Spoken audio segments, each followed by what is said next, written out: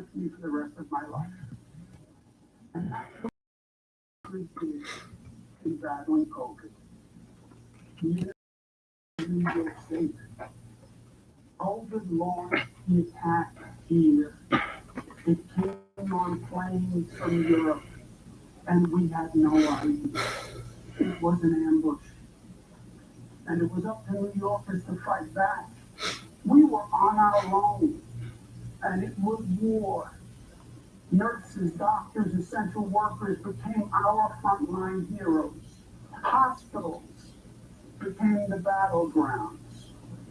Streets were still, and sirens filled the city's silence. Trailers carried the bodies of our fallen brothers and sisters. But you refused to give up, and you fought back, and you won, going from the highest infection rate in the nation to one of the lowest. No one thought we could do it, but you did it. You led the nation, and you showed the way forward. And how you did it is what's most important. You did it together. Not as black New Yorkers or white New Yorkers, not as LGBTQ New Yorkers or straight New Yorkers or Democrats or Republicans or upstate or downstate or Jewish, Muslim, Protestant or Catholic New Yorkers, but as one community, one family, the family of New York. You overcame the naysayers and the haters and the fear and the division, and you unified and you rose and you overcame and you saved lives. And that was powerful in its effect. It was beautiful to see, and it was an honor to lead. Please remember that lesson. Hold it dear and hold it up high for this nation to see. Because it is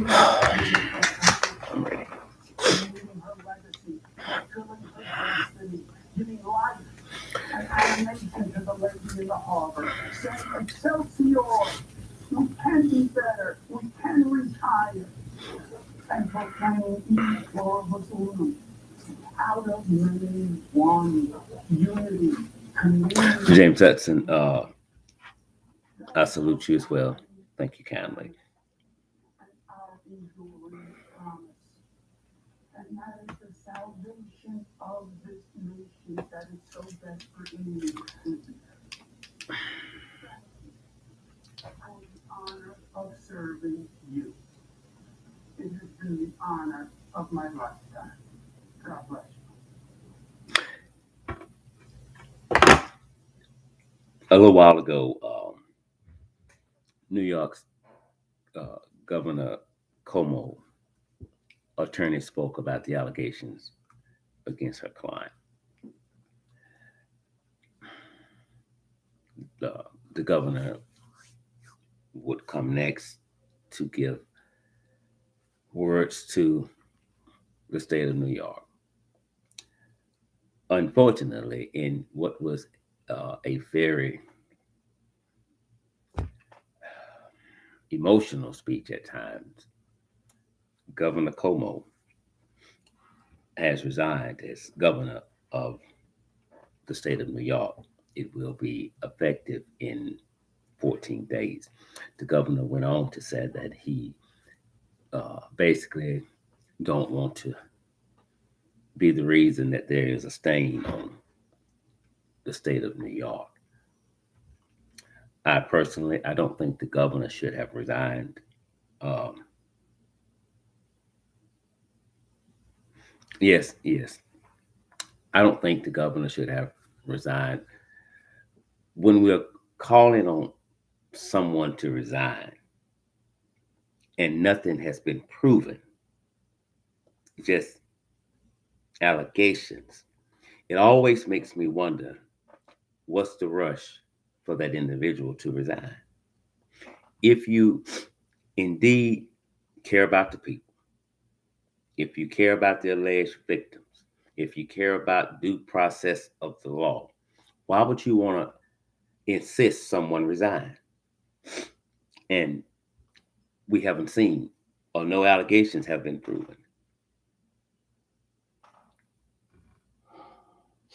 When we are in a rush for someone to resign, sometimes, it's my opinion, it means that they know there's no truth to what's going on, or very little truth to what's going on.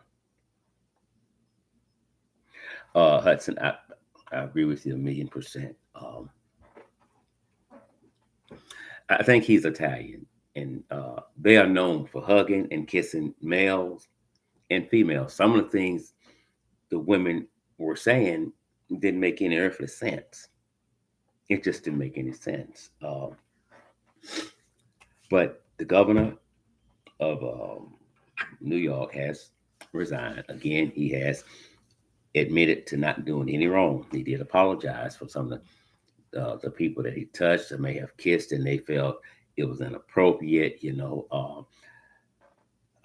I think it was a setup, and I think it has Donald Duck's name written all over it. Towards the end, um, when he said that he didn't want to be part of the problem, so to say. And if I am a distraction from government, because we need to be focusing on government, not meaningless issues. And I say meaningless because I just don't believe there's any truth to anything that's being said about the governor. He then said, then I will step aside. I wasn't expecting for the governor to resign. I was expecting for him to come and do part of what he did, not admit to anything, but due process of the law uh, requires that you just don't bring forth uh, accusations against someone. You give them due process of the law, and you let them walk into a courtroom, and you prove what they're saying. One of the, I think it was the top aide. Don't quote me. I think it was the top aide. The day she alleges she was at the governor's mansion, I think that's who this attorney was referring to. She was not there,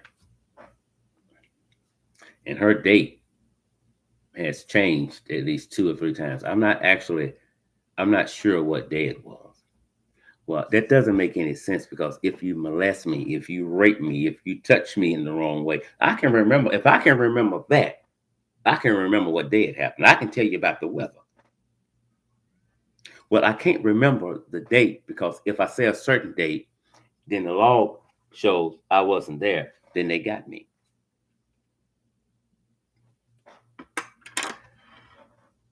Okay. Wow. Someone on Facebook, Tina Brooklyn says, "Wow, Como just quit," and it got really emotional towards the end. For those of you who are just tuning in, the breaking news story today is New York's Governor Cuomo uh, resigns from office. It is effective in 14 days. Again, the governor denied all allegations against him, but he wanted government to get back to doing the business of the people. And if that means that he had to step aside, then he said he would do that. And not only did he say that, the governor did resign again. His resignation is effective in 14 days.